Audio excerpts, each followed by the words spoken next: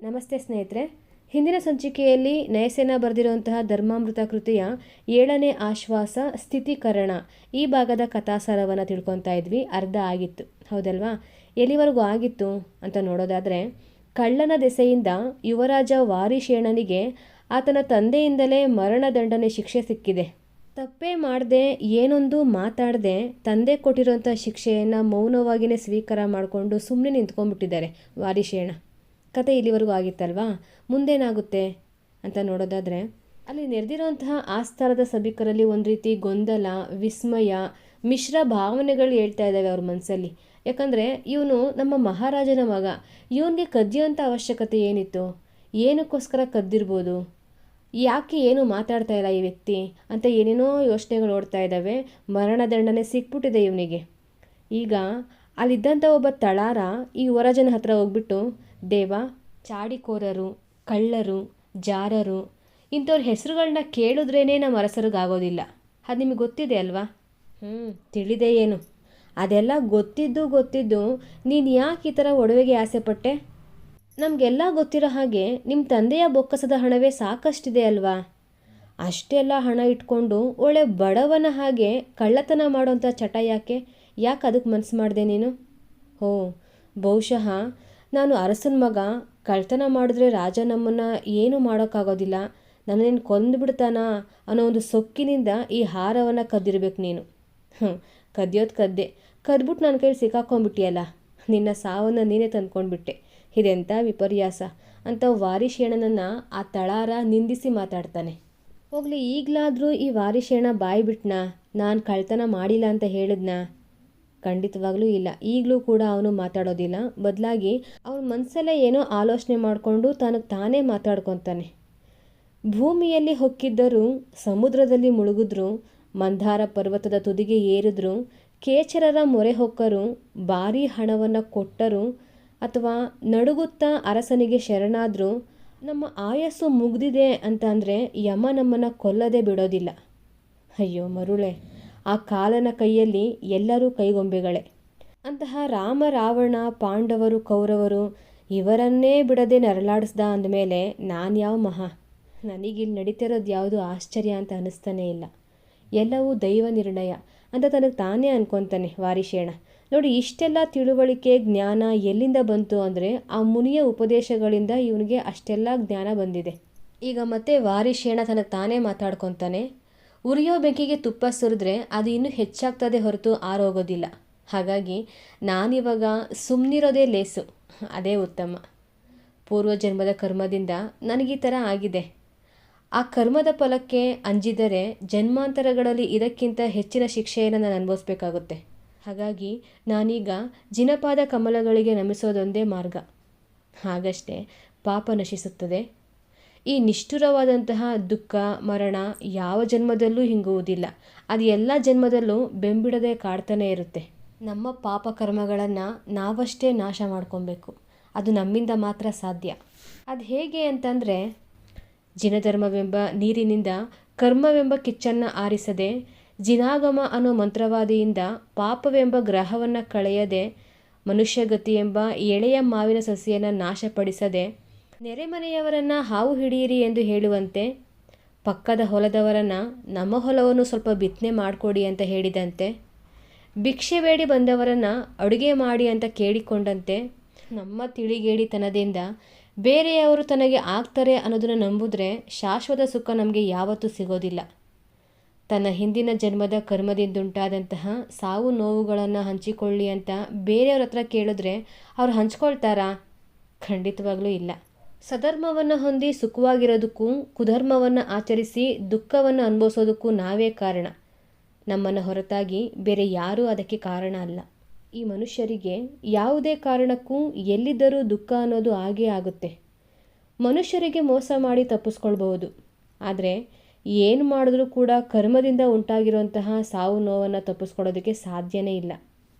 ಇದನ್ನು ಅರಿತಂತಹ ಮಹಾನುಭಾವನಿಗೆ ಸಾವು ನೋವುಗಳ ದುಃಖ ಇರೋದಿಲ್ಲ.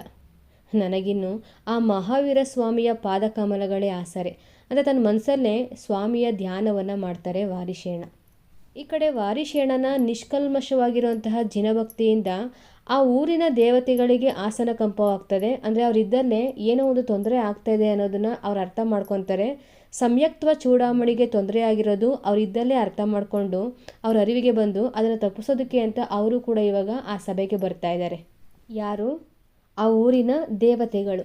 ಅಚಲಿತವಾಗಿ ನಿಂತಿರುವಂತಹ ವಾರಿಶೇಣನ ಧೈರ್ಯವನ್ನು ಮೆಚ್ಕೊತಾರೆ. ಹಾಗೆ ಇವರಿಗೆ ಆಶ್ಚರ್ಯ ಕೂಡ ಆಗುತ್ತೆ, ಇಷ್ಟು ಚಿಕ್ಕ ವಯಸ್ಸಲ್ಲೇ ಎಷ್ಟೊಂದು ಜಿನಭಕ್ತಿಯನ್ನು ಆಚರಣೆ ಮಾಡ್ತಾ ಇದ್ದಾರೆ ಅಂತ ಆ ದೇವತೆಗಳಿಗೆ. ಈ ಕಡೆ ಬಹಳ ನಿಷ್ಠೂರವಾಗಿ ಒಂಚೂರು ಕರುಣೆ ಇಲ್ಲದೆ ಆ ತಳಾರರು ಈ ಕುಮಾರನಿಗೆ ಸಾಕಷ್ಟು ಹಿಂಸೆಯನ್ನು ಕೊಡ್ತಾ ಇರ್ತಾರೆ. ಯುವರಾಜ ಬಿಟ್ಟಾಕಿ ಒಬ್ಬ ಮನುಷ್ಯ ಅಂತಲೂ ಕೂಡ ಕರುಣೆ ತೋರಿಸ್ತಾನೆ. ಅವನನ್ನು ತಳ್ಳಿ ನೂಕಾಡಿ ಕೆಡವಿ ಗದರಿಸಿ ಚೂಪಾದ ಆಯುಧಗಳನ್ನು ಓರೆಯಿಂದ ಕಳಚಿ ತಲೆಗೆ ಬಡಿದು ಒಡೆದು ಕಿವಿಗೆ ಕತ್ತಿಯಿಂದ ಚುಚ್ಚಿ ಕತ್ತನ ಸುರಗಿಯಿಂದ ಇರಿದು ದೇಹವನ್ನು ಕೊಳ್ಳಿಯಿಂದ ಸುಟ್ಟು ಸೊಂಟವನ್ನು ಕೊಡಲಿಯಿಂದ ಕಡಿದು ತೋಳನ್ನು ಗದೆಯಿಂದ ಬಡಿದು ಬೆರಳುಗಳನ್ನು ಉಳಿಯಿಂದ ಕತ್ತರಿಸಿ ಹಣೆಯನ್ನು ಬಾಣದಿಂದ ತಿವಿದು ನಾಲಗೆಯನ್ನು ಬಾಚಿಯಿಂದ ಕೆತ್ತಿ ಕೈ ಮೂಳೆಯನ್ನು ಕೊಂತದಿಂದ ಕುತ್ತಿ ಕಿರುಚಾಡುತ್ತಾ ನಾನಾ ವಿಧವಾಗಿರುವಂಥ ಹಿಂಸೆಯನ್ನು ಆ ತಳಾರರು ಮಾಡ್ತಾ ಇರ್ತಾರೆ. ಆದರೆ ಒಂದು ಚೂರು ಶಬ್ದವನ್ನು ಮಾಡ್ದಲೇ ಅಲುಗಾಡದೆ ಈ ವಾರಿಶೇಣ ನಿಂತ್ಕೊಂಡಿರ್ತಾನೆ, ತಪಸ್ಸನ್ನು ಮಾಡ್ತಾ ಇರ್ತಾನೆ. ಜಿನಾಗಮ ಅನ್ನೋ ಅಮೃತವನ್ನು ಸೇವಿಸಿದವನಿಗೆ, ಜಿನಧರ್ಮ ನಿಧಿಯನ್ನು ಪಡ್ಕೊಂಡವನಿಗೆ, ಜಿನ ಸೇವನೆ ಎಂಬ ನಿಧಿಯನ್ನು ಕಂಡವನಿಗೆ, ಜಿನವ್ರತವೆಂಬ ಆಯುಧದಲ್ಲಿ ಪರಿಣಿತನಾದವನಿಗೆ ಜವಗಿವನಾಗಲಿ ಕರ್ಮಗಿರ್ಮವಾಗಲಿ ವಿಧಿಗಿದಿಯಾಗಲಿ ದೆವ್ವ ಪಾಪ ಮುಪ್ಪು ಕುತ್ತು ಸಾವು ಪೀಡೆ ನೋವು ನಲಿವು ಹುಟ್ಟು ಇದ್ಯಾವುದೂ ಕೂಡ ಬಾಧಿಸೋದಿಲ್ಲ, ಏನೂ ಮಾಡೋದಿಲ್ಲ. ಇಷ್ಟೊತ್ತು ಆ ತಳಾರರು ಅವನಿಗೆ ಗಾಯಗಳನ್ನು ಮಾಡಿದ್ರಲ್ವ, ಇರಿದು ಚುಚ್ಚಿ ಎಲ್ಲ ಗಾಯ ಮಾಡಿದ್ರಲ್ವ, ಅದೆಲ್ಲ ಈ ದೇವತೆಗಳ ವರಪ್ರಸಾದ ಅನ್ನೋ ರೀತಿಯಲ್ಲಿ ಕಿರೀಟ, ಮಣಿಕುಂಡಲ, ಹಾರ, ಕೇಯೂರಕ, ತೋಳಮಣಿ, ಕಂಕಣ, ಮುದ್ರಿಕೆ, ಬ್ರಹ್ಮಸೂತ್ರ ಈ ಥರ ಹಲವು ವಿಧದ ವಸ್ತ್ರಾಭರಣಗಳಾಗಿ ಅವನ ಮೇಲೆ ಮಾರ್ಪಾಡಾಗುತ್ತೆ. ಇನ್ನು ಆ ತಳಾರರು ಬಲವಾದಂಥ ಹೊಡೆತವನ್ನು ಅವನ ತಲೆಗೆ ಹೊಡಿಬೇಕಾದ್ರೆ ಆ ಪೆಟ್ಟು ಆ ದೇವತೆಗಳ ಆಶೀರ್ವಾದದಿಂದ ವಜ್ರದ ಕಿರೀಟವಾಗಿ ಹೊಳಿತಾ ಇರುತ್ತೆ. ಒಟ್ಟಾರೆಯಾಗಿ ವಾರಿಶೇಣನ್ಗೆ ಯಾವುದೇ ರೀತಿಯಾದಂಥ ನೋವಾಗದಂಗೆ ನೋಡ್ಕೊತಾರೆ ಅವರು.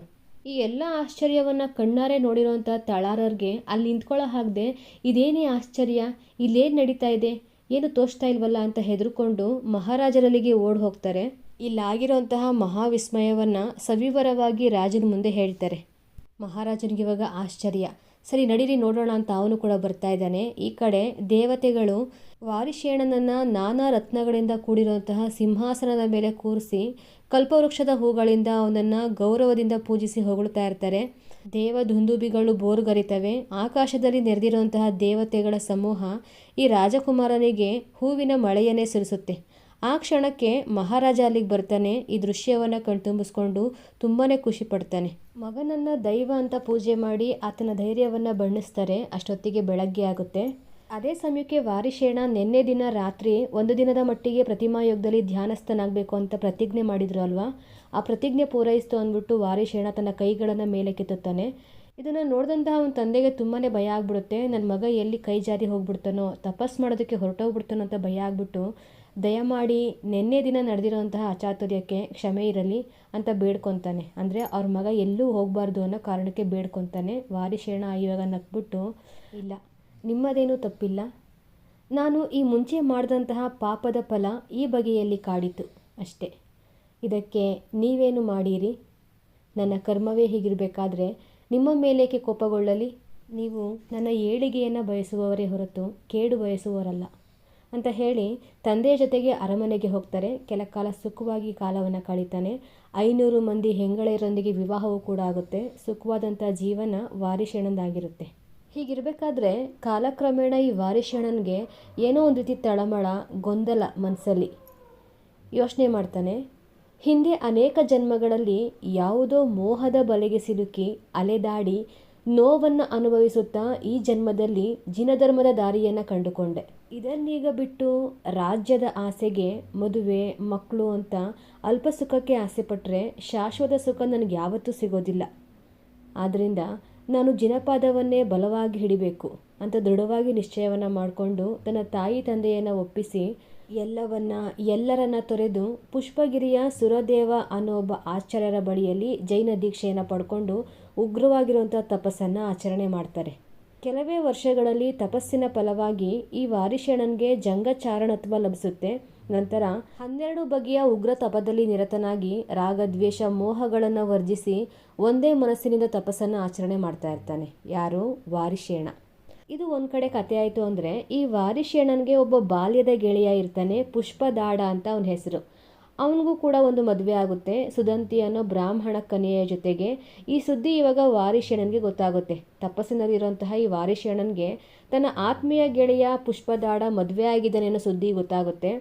ಆ ಸುದ್ದಿ ಕಿವಿಗೆ ಬಿದ್ದಿದ್ದೇ ತಡ, ಈತ ಅಲ್ಪ ಸುಖಕ್ಕೋಸ್ಕರ ಶಾಶ್ವತ ಸುಖವನ್ನು ನನ್ನ ಗೆಳೆಯ ಕಳ್ಕೊತಾ ಇದ್ದಾನಲ್ಲ ಅಂತ ಆತ್ಮೀಯ ಗೆಳೆಯನನ್ನು ಸಂಸಾರ ಬಂಧನದಿಂದ ಪಾರು ಮಾಡಿ ಪಂಚಮಗತಿಯನ್ನು ಸೇರುವಂತೆ ಮಾಡಬೇಕು ಅಂತ ನಿಶ್ಚಯ ಮಾಡಿಕೊಂಡೇ ಆತನ ಮನೆಗೆ ಬರ್ತಾನೆ.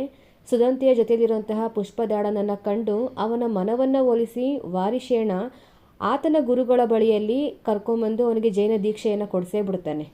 ಪಾಪ ಈತ ಆಗ್ತಾನೆ ಮದುವೆ ಆಗಿದ್ದ, ಒಲ್ಲದ ಮನಸ್ಸಿಂದ ತನ್ನ ಗೆಳೆಯ ಎಲ್ಲಿ ನನ್ನ ಮೇಲೆ ಕೋಪ ಮಾಡ್ಕೊಂಡ್ಬಿಡ್ತಾನೋ ಅನ್ನೋ ಕಾರಣಕ್ಕೆ ಏನೊಂದು ಮಾತಾಡದೆ ಆ ದೀಕ್ಷೆಯನ್ನು ಪಡ್ಕೊತಾನೆ.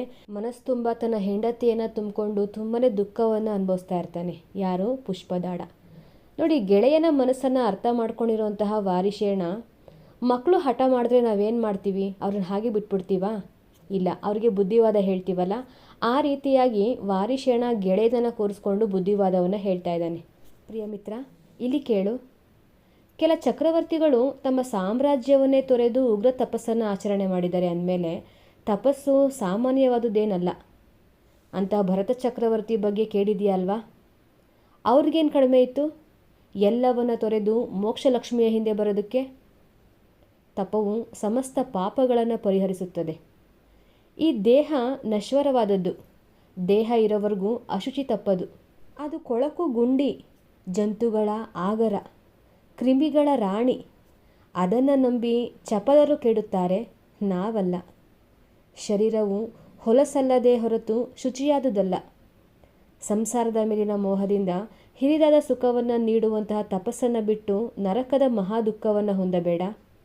ಈ ಸಿರಿ, ದೇಹ, ಧನ, ಸತಿ, ವಿಲಾಸ, ವೈಭವ, ಸುಖ, ಭೂಮಿ, ಮಕ್ಕಳು ಇವೆಲ್ಲ ಶಾಶ್ವತ ಅಂತ ನೀನು ಭಾವಿಸಿದೀಯಾ? ಆ ಥರ ಭಾವಿಸ್ಕೊಂಡ್ರೆ ಗಾಂಪನೇ ಸರಿ. ನೋಡಿ, ಈ ಥರ ಹಲವು ರೀತಿಯಲ್ಲಿ ವಾರಿಶೇಣ ತನ್ನ ಆತ್ಮೀಯ ಗೆಳೆಯನಿಗೆ ಶರೀರದಿಂದ ಉಂಟಾಗುವಂತಹ ಕೆಟ್ಟದ್ದನ್ನು, ಸಂಸಾರದಿಂದ ಉಂಟಾಗುವಂತಹ ದುಃಖವನ್ನು, ಬದುಕಿನ ಅನಿತ್ಯತೆಯನ್ನು, ಜೊತೆಗೆ ಸ್ಥಿತೀಕರಣವು ಮಹಾಪುಣ್ಯಕರ ಅನ್ನೋದನ್ನು ಅರ್ಥ ಮಾಡಿಸ್ತಾನೆ. ಅದು ಬರೋಬ್ಬರಿ 12 ವರ್ಷಗಳ ಕಾಲ ಸತತವಾಗಿ ತಿಳಿ ಹೇಳ್ತಾರೆ. ಎಷ್ಟೊಂದು ವರ್ಷ ಕುತ್ಕೊಂಡು ಬುದ್ಧಿ ಹೇಳಿದ್ರು ಅವನೇನು ಬದಲಾಗ್ಬಿಟ್ನಾ ಪುಷ್ಪದಾಡ ಅಂತ ಅಂದರೆ ಖಂಡಿತವಾಗ್ಲೂ ಇಲ್ಲ. ಒಡೆದ ಕಲ್ಲ ದೋಣಿಯಲ್ಲಿ ಸುರಿದ ನೀರಿನ ಹಾಗೆ ಯಾವ ರೀತಿ ನೀರು ಅದರಲ್ಲಿ ನಿಂತ್ಕೊಳ್ಳೋದಿಲ್ವೋ ಅದೇ ಥರ ಇವನ ಮನಸ್ಸಿಗೆ ವಾರಿಶೇಣನ ಮಾತುಗಳು ಯಾವುದು ನಾಟ್ಲೇ ಇಲ್ಲ, ಇಳಿಲೇ ಇಲ್ಲ ಮನಸ್ಸಿನ ಆಳಕ್ಕೆ. ಅವನ ಮನಸ್ಸು ತುಂಬ ಬರೀ ಅವನ ಪತ್ನಿಯೇ ತುಂಬ್ಕೊಂಬಿಟ್ಟಿದ್ಲಲ್ವ. ಈ ಮಾತುಗಳೆಲ್ಲ ಎಲ್ಲಿ ಸಿಹಿ ಅನಿಸ್ತವ ಅವನಿಗೆ? ಇಷ್ಟಾದರೂ ಈ ವಾರಿಶೇಣ ತನ್ನ ಪ್ರಯತ್ನವನ್ನು ಬಿಡಲಿಲ್ಲ.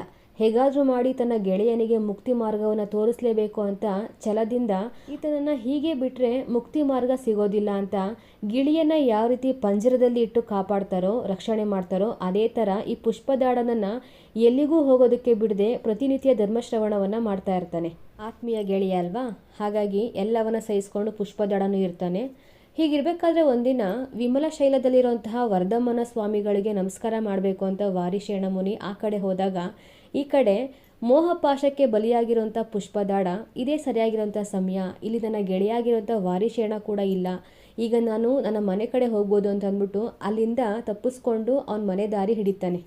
ಇತ್ತ ವಾರಿಶೇಣ ಮುನಿಗಳಿಗೆ ನಮಸ್ಕಾರ ಮಾಡೋದಕ್ಕೆ ಹೋಗಿದ್ದ ಅಲ್ವಾ, ಅವನು ವಾಪಸ್ ಬಂದು ನೋಡ್ತಾನೆ, ಅಲ್ಲಿ ಮಿತ್ರ ಇಲ್ಲ, ಅವನ ಮನೆಗೆ ಹೋಗ್ಬಿಟ್ಟಿದ್ದಾನೆ. ಆ ವಿಷಯ ಎಲ್ಲ ಅವನಿಗೆ ಗೊತ್ತಾಗುತ್ತೆ. ಹೇಗಿದ್ರೂ ಈ ವಾರಿಶೇಣನ್ಗೆ ಮೊದಲಿಗಿಂತ ಹೆಚ್ಚಿನದಾಗಿ ಜಂಗಚಾರಣ ಪ್ರಾಪ್ತಿಯಾಗಿತ್ತಲ್ವ. ಗಾಳಿಯ ವೇಗದಿಂದ ಪುಷ್ಪದಾಡ ಇದ್ದಂಥ ಊರಿಗೆ ಬರ್ತಾನೆ, ಅಂದರೆ ಇವನ ಅರಮನೆಗೆ ಬರ್ತಾನೆ. ಇಬ್ಬರದು ಒಂದೇ ಪಟ್ಟಣ ಆಗಿರುತ್ತೆ. ಅಲ್ಲಿಗೆ ಬಂದವನೇ ಹೇಗಾದರೂ ಮಾಡಿ ಈ ಪುಷ್ಪದಾಡನಿಗೆ ಮತ್ತೆ ವೈರಾಗ್ಯ ಉಂಟಾಗೋ ಥರ ಮಾಡಲೇಬೇಕು ಅಂತ ನಿರ್ಧಾರ ಮಾಡಿಕೊಂಡು ಅರಮನೆಯ ಕಡೆ ಹೆಜ್ಜೆ ಹಾಕ್ತಾ ಇರ್ತಾನೆ. ಮುನಿಯಾಗಿರುವಂತಹ ಮಗನ ಬರುವಿಕೆಯನ್ನು ಜಿನಭಕ್ತೆ ಚೇಡಿನಿ ದೇವಿ ಬಹಳ ದೂರದಿಂದಲೇ ಗಮನಿಸ್ತಾಳೆ.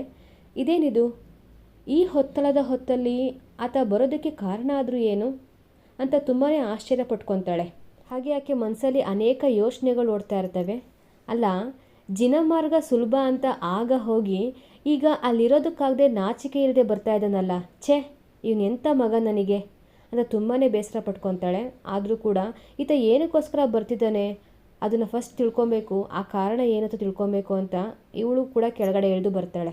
ಮುನಿಗಳ ಆಗಮನಕ್ಕೆ ಚೇಳಿನಿ ದೇವಿ ಅವರನ್ನು ಪ್ರೀತಿಯಿಂದ ಬರಮಾಡಿಕೊಂಡು ಪೂಜೆ ಪುನಸ್ಕಾರಗಳನ್ನು ಮಾಡಿ ಬಹಳ ಭಕ್ತಿ ಭಾವದಿಂದ ಅವರ ಪಾದದ ಮುಂದೆ ಕೂತ್ಕೊಂಡು, ನಮ್ಮ ಪುಣ್ಯವಶದಿಂದ ನಿಮ್ಮನ್ನು ಮತ್ತೆ ಕಾಣುವ ಹಾಗಾಯಿತು. ನನಗಿಂತ ಪುಣ್ಯವಾದವರು ಬೇರೆ ಯಾರಿದ್ದಾರೆ? ನನಗೆ ತಮ್ಮ ಅಪ್ಪಣೆ ಏನು? ನನ್ನಿಂದ ಏನಾಗಬೇಕಾಗಿದೆ ದಯವಿಟ್ಟು ತಿಳಿಸಿ ಅಂತ ತಾಯಿ ಮಗನನ್ನು ಕೇಳ್ತಾ ಇದ್ದಾಳೆ. ಇದಕ್ಕೆ ವಾರಿಶೇಣ ನಿಮ್ಮ 500 ಮಂದಿ ಸೊಸೆಯಂದಿರನ್ನು ಅಲಂಕರಿಸಿ ಬೇಗನೆ ಕರೆತನ್ನಿ ಅಂತ ಹೇಳ್ತಾನೆ. ಅದಕ್ಕೆ ಚೇಳಿನಿ ದೇವಿ ಹಾಗೆಯೇ ಆಗಲಿ ಅಂತ ಅಂತಃಪುರಕ್ಕೆ ಬಂದು ಎಲ್ಲ ತನ್ನ ಸೊಸೆಯಂದಿರನ್ನು ಕರೆದುಬಿಟ್ಟು, ನಿಮ್ಮ ವಲ್ಲಭನು ಬಂದಿದ್ದಾನೆ, ಹಾಗಾಗಿ ನೀವು ಮೋಹಕವಾಗಿ ಅಲಂಕೃತವಾಗಿ ಬನ್ನಿ ಅಂತ ಹೇಳಿ ಹೋಗ್ತಾಳೆ. ಇತ್ತ ಇವರೆಲ್ಲ ಅನೇಕ ವರ್ಷಗಳ ನಂತರ ಪತಿ ಬಂದಿರೋಂಥ ಖುಷಿಯಲ್ಲಿ ಒಬ್ಬರಿಗಿಂತ ಒಬ್ಬರು ಕಣ್ಣು ಕೋರೈಸುವಂಥ ಸುಂದರಿಯರಾದರೂ ಕೂಡ ಸರ್ವಾಲಂಕೃತರಾಗಿ ತುಂಬ ಚೆನ್ನಾಗಿ ಅಲಂಕೃತಳಾಗಿ ವಾರಿಶೇಣನ 500 ಮಂದಿ ಪತ್ನಿಯರು ಆತನ ಮುಂದೆ ಬಂದು ನಿಂತ್ಕೊತಾರೆ. ಈಗ ವಾರಿಶೇಣ ತನ್ನ ತಾಯಿಯ ಬಳಿ, ಮಾತೆ ಪುಷ್ಪದಾಡನ ಪತ್ನಿಯನ್ನು ಬರ ಹೇಳಿ ಅಂತ ಕೇಳ್ತಾನೆ. ಅದಕ್ಕೆ ತಾಯಿ ಸರಿ ಆಯಿತು ಅಂತ ಆ ಸುದಂತಿಯನ್ನು ಕೂಡ ಇಲ್ಲಿ ಕರೆಸಿ ನಿಲ್ಲಿಸ್ತಾಳೆ. ಪತ್ನಿ ಬಂದಿದ್ದಾಳೆ ಅಂತ ಅಂದರೆ ಪುಷ್ಪದಾಡ ಬರದೇ ಇರ್ತಾನ, ಅವನು ಕೂಡ ಈಗ ಇಲ್ಲಿಗೆ ಬರ್ತಾನೆ. ಆ 500 ಮಂದಿ ಹೆಂಗಳೆಯರ ಜೊತೆಗೆ ಈ ಸುದಂತಿ ಯಾವ ರೀತಿ ಕಾಣ್ತಾ ಇಲ್ಲೋ ಅಂತಂದರೆ, ಹೆಣ್ಣಾನೆಗಳ ಹಿಂಡಿನಲ್ಲಿ ಒಂದು ಕುರಿ, ಕರ್ಪೂರ ಮರಗಳ ಮಧ್ಯೆ ಒಂದು ಅತ್ತಿ ಗಿಡ, ತಾವರೆಗಳ ನಡುವೆ ಎಕ್ಕದ ಹೂವು, ಗೋವುಗಳ ಹಿಂಡಿನಲ್ಲಿ ಒಂದು ಕಾಡು ಬೆಕ್ಕು, ಸಿಂಹದ ಸಮೂಹದಲ್ಲಿ ಒಂದು ಕೋತಿ ಇದ್ದ ಹಾಗೆ ಸುದಂತಿ ಇತರೆ ಹೆಣ್ಣುಗಳ ಮಧ್ಯೆ ಕಾಣಿಸ್ಕೊತಾ ಇಲ್ಲಂತೆ. ಯಾಕೆ ಈ ಥರ ವರ್ಣನೆ ಮಾಡಿದ್ದಾರೆ ಅಂತ ಅಂದರೆ, ಅವಳ ರೂಪೇ ಆ ಥರ ಇತ್ತು. ರೆಪ್ಪೆ ಇಲ್ಲದ ಕೊಳೆಯಾದ ಕಣ್ಣು, ವಿಭ್ರಮವಿಲ್ಲದ ರೂಪು, ಆಕರ್ಷಣೆ ಇಲ್ಲದ ದೇಹ, ಅರಳಿದ ಮೂಗು, ಅಡಗಿದ ಗಲ್ಲ, ಮುರುಟಿದ ಮುಖ, ತಗ್ಗಿದ ಬಾಯಿ, ಕುಳ್ಳುಗಾಲು, ಬೆಡಗಿಲ್ಲದ ಮೈ, ಕೂದಲಿಲ್ಲದ ತಲೆ, ಉಬ್ಬು ಹಲ್ಲು, ಹೀಗೆ ವಿಕಾರವಾಗಿ ಆಕೆ ಕಾಣ್ತಾ ಇದ್ಲು. ಈ ಎಲ್ಲ ದೃಶ್ಯವನ್ನು ಪುಷ್ಪದಾಡನಿಗೋಸ್ಕರನೇ ಮಾಡಿರೋಂಥದ್ದಲ್ವಾ. ಈಗ ಪುಷ್ಪದಾಡನ ಮುಖವನ್ನು ನೋಡಿ ವಾರಿಶೇಣ ಮುನಿ ಮಾತಾಡ್ತಾರೆ. ಮಿತ್ರ, ಈ ನರಲೋಕದ ಅಲ್ಪಸುಖ ಶಾಶ್ವತವಲ್ಲ ಅಂತ ತಿಳಿದ ಮೇಲೆ ಭವಬಂಧನದಿಂದ ಬಿಡುಗಡೆ ಸಿಕ್ಕಿ ಮೋಕ್ಷ ಸುಖ ಲಭಿಸಲಿ ಅನ್ನೋ ಆಸೆಯಿಂದ ನಿನ್ನನ್ನು ತಪಸ್ಸಿಗೆ ನಿಲ್ಲಿಸಿ ಇಲ್ಲಿಗೆ 12 ವರ್ಷಗಳೇ ಆಗೋಯ್ತು. ಆದರೆ ನೀನು ಆ ಕಡೆ ಗಮನನೇ ಹರಿಸ್ದೆ, ಸುದಂತಿಯ ಗುಂಗಲ್ಲೇ ಇದ್ದೆ. ಇದೋ ನೋಡು, ನಾನಾದರೋ ವಿಭ್ರಮದಲ್ಲಿ ರತಿ, ಲಾವಣ್ಯದಲ್ಲಿ ಶಚೀದೇವಿ, ವಿಲಾಸದಲ್ಲಿ ಭಾರತೀಯರನ್ನು ಹಿಂದಿಕ್ಕುವಂತಹ ಸೌಂದರ್ಯ ರಾಶಿಯನ್ನೇ ಮನೆ ಮಾಡಿರುವಂತಹ ಪತ್ನಿಯರನ್ನು ತೊರೆದು ಮೋಕ್ಷ ಸಾಧನೆಗೆ ಒಂದೇ ಮನಸ್ಸಿನಿಂದ ತಪಸ್ಸನ್ನು ಕೈಗೊಂಡೆ. ಆದರೆ ನೀನು ಇನ್ನೂ ನಿನ್ನ ಪತ್ನಿಯ ಗುಂಗಲ್ಲೇ ಮೈಮರೆತಿದ್ದೀಯ. ಅಲ್ಪ ಸುಖಕ್ಕೆ ಆಸೆಪಟ್ಟು ಶಾಶ್ವತ ಸುಖವನ್ನು ಉದಾಸೀನ ಮಾಡುತ್ತಿದ್ದೀಯ. ಸರಿ ಅಂತ ಹೇಳಿ ಈಗ ಸುದಂತಿಯ ಮುಖವನ್ನು ನೋಡಿ, ತಾಯೇ, ಪರಮ ಜಿನೇಶ್ವರನ ರೂಪವನ್ನು ಧರಿಸಿದ್ದರೂ ಪತ್ನಿಯ ಮೇಲಿನ ಆಸೆಯಿಂದ ಅವಳನ್ನು ಸೇರಲು ಮತ್ತೆ ಬರುವವನು ಮನುಷ್ಯನೇ? ಹೇಳು ತಾಯೇ ಅಂತ ಕೇಳ್ತಾರೆ. ಅದಕ್ಕೆ ಸುದಂತಿ, ವಾಂತಿ ಮಾಡಿಕೊಂಡಂತಹ ಕೂಳನ್ನು ನಾಯಿ ಕೂಡ ಮುಟ್ಟೋದಿಲ್ಲ ಅಂದಮೇಲೆ ಮೊದಲು ಬಿಟ್ಟು ಹೋಗಿ ಆಮೇಲೆ ಬಂದವ್ರನ್ನ ಹೇಳಿ ಅಂತ ಕರೀತಾರೆ. ಅವನು ನಾಯಿಗಿಂತಲೂ ಕೀಳು. ಈ ಮಾತನ್ನು ಕೇಳಿಸ್ಕೊಂಡು ವಾರಿಶೇಣ ಪುಷ್ಪದಾಡನ ಮುಖವನ್ನು ನೋಡ್ತಾನೆ. ಹೆಂಡತಿ ಬಾಯಿಂದ ಇಂತಹ ಮಾತುಗಳನ್ನು ಕೇಳಿದಂತಹ ಪುಷ್ಪದಾಡನಿಗೆ ಒಂದು ರೀತಿ ನಾಚಿಕೆ ಆಗೋಗ್ಬಿಡುತ್ತೆ. ಈ ವಾರಿಶೇಣನೇ ಅತಿಲೋಕ ಸುಂದರಿಯರನ್ನು ಬಿಟ್ಟು ಹೋಗಿದ್ದಾನೆ ಅಂತ ಅಂದಮೇಲೆ ನನಗೇನಾಯಿತು?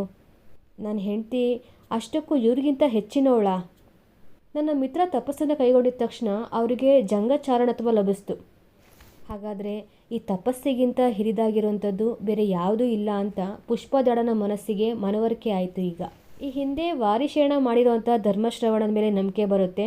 ಮತ್ತೊಮ್ಮೆ ವಾರಿಶೇಣನ ಬಳಿ ಹೋಗಿ ನನಗೆ ಜೈನ ದೀಕ್ಷೆಯನ್ನು ಕೊಡಿಸು ಅಂತ ಕೇಳ್ಕೊತಾನೆ. ಈ ಸಲ ಪುಷ್ಪದಾಡನೆ ಮನಸ್ಫೂರ್ತಿಯಾಗಿ ಒಪ್ಕೊಂಡಿದ್ದಾನಲ್ವ, ವಾರಿಶೇಣನಿಗೆ ತುಂಬಾ ಖುಷಿಯಾಗುತ್ತೆ. ಮತ್ತೊಮ್ಮೆ ಅವರ ಗುರುಗಳ ಬಳಿಯಲ್ಲಿ ಇವರನ್ನು ಕರ್ಕೊಂಡೋಗಿ ಮತ್ತೆ ದೀಕ್ಷೆಯನ್ನು ಕೊಡಿಸ್ತಾರೆ. ಸಂಸಾರದ ಅಲ್ಪ ಸುಖವನ್ನೇ ಶಾಶ್ವತವೆಂದು ಭಾವಿಸಿ ನಾನು ಜೈನ ಧರ್ಮವನ್ನು ಕೈಗೊಳ್ಳದೆ ಹೆಂಡತಿಯ ಬಗ್ಗೆಯೇ ಯೋಚಿಸಿ ಕೆಟ್ಟೆ. ಆದರೆ ಶ್ರೀ ವಾರಿಶೇಣ ಮುನಿಗಳ ದಯೆಯಿಂದ ಈ ಶ್ರೇಷ್ಠ ಧರ್ಮವು ನನ್ನದಾಯಿತು. ಹಾಗಾಗಿ ಆ ವಾರಿಶೇಣ ಮುನಿಗಳೇ ನನಗೆ ದೇವರು ಅಂತ ಅಂದ್ಕೊಂಡು ಹಿಂದೆ ಮಾಡಿದಂಥ ಪಾಪಕೃತ್ಯಗಳಿಗೆ ತಾನು ತಪಸ್ಸನ್ನು ಮಾಡಬೇಕು ಅಂತ ಅಂದ್ಬಿಟ್ಟು ಅವನಿಗನ್ಸುತ್ತೆ. ತಪಸ್ಸಿಗೆ ಹೋಗ್ತಾನೆ. ಈತ ಈ ವಾರಿಶೇಣ ಮುನಿಗಳಿಗೆ ದೇವಗತಿ ಪ್ರಾಪ್ತಿಯಾಗುತ್ತೆ. ಒಟ್ಟಾರೆ ಮಹಾಪಾಪದಿಂದ ಉಂಟಾಗುವಂತಹ ಸದ್ಧರ್ಮವನ್ನು ಜಗತ್ತಿನಲ್ಲಿ ಮನುಷ್ಯರು ಅರಿಯಲಾರರು. ಮೊದಲು ಕೆಟ್ಟವರಾಗಿರೋರು ನಂತರದಲ್ಲಿ ಒಳ್ಳೆಯವರಾಗ್ತಾರೆ. ಮೊದಲು ಒಳ್ಳೆಯವರಾಗಿರೋರು ಕಡೆಯಲ್ಲಿ ಕೆಟ್ಟವರಾಗ್ತಾರೆ. ಈ ರೀತಿಯಲ್ಲಿ ಮನುಷ್ಯರ ಸ್ವಭಾವದ ಬಗ್ಗೆ ಅವರ ಮನಸ್ಸಿನಲ್ಲಿ ಆಲೋಚನೆಗಳು ಮೂಡ್ತಾನೆ ಇರ್ತವೆ ಬೇರೆ ಬೇರೆ ರೀತಿಯಾಗಿ. ಇದನ್ನು ಒಬ್ಬ ಗುರುಗಳು ಸರಿಯಾದಂಥ ರೀತಿಯಲ್ಲಿ ಸರಿದಾರಿಯನ್ನು ತೋರಿಸ್ಬೇಕಾಗುತ್ತೆ. ಜೀವನದ ನೈಜತೆ ಅರ್ಥ ಆದಾಗ, ಎಲ್ಲವನ್ನು ನಾವು ತೊರೆದಾಗ, ಆತ್ಮದ ಬಗ್ಗೆ ತಿಳುವಳಿಕೆ ಉಂಟಾದಾಗ ಸ್ಥಿತೀಕರಣದ ಫಲ ನಮಗೆ ಲಭಿಸುತ್ತೆ ಅಂತ ಗಣಧರ ಸ್ವಾಮಿಗಳು ಶ್ರೇಣಿಕ ಮಹಾರಾಜ ಅಥವಾ ಸುಕವಿ ನಿಕರಮಿಕ ಮಾಕಂದನಿಗೆ ಹೇಳ್ತಾ ಇದ್ದಾರೆ. ಇದಿಷ್ಟಾಗಿತ್ತು ಸ್ಥಿತೀಕರಣದ ಕಥಾ ಸಾರಾಂಶ. ಮುಂದಿನ ಸಂಚಿಕೆಯಲ್ಲಿ ಮತ್ತೊಂದು ಆಶ್ವಾಸದ ಕಥೆಯನ್ನು ತೊಗೊಂಬರ್ತೀನಿ ಅಂತ ಹೇಳ್ತಾ ಇವತ್ತಿನ ಸಂಚಿಕೆಯನ್ನು ಇಲ್ಲೇ ಮುಗಿಸ್ತಾ ಇದ್ದೀನಿ. ಸ್ನೇಹಿತರೆ, ನನ್ನ ಈ ಮಾಹಿತಿ ನಿಮ್ಗೆ ಇಷ್ಟ ಆಗಿದ್ರೆ, ಅರ್ಥ ಆಗಿದ್ರೆ ದಯವಿಟ್ಟು ಲೈಕ್ ಮಾಡಿ, ಶೇರ್ ಮಾಡಿ, ಹಾಗೆ ಸಬ್ಸ್ಕ್ರೈಬ್ ಮಾಡ್ಕೊಳ್ಳಿ. ನಿಮ್ಮ ಅನಿಸಿಕೆ ಅಭಿಪ್ರಾಯಗಳನ್ನು ಕಮೆಂಟ್ ಬಾಕ್ಸಲ್ಲಿ ಹೇಳಿ. Thank you.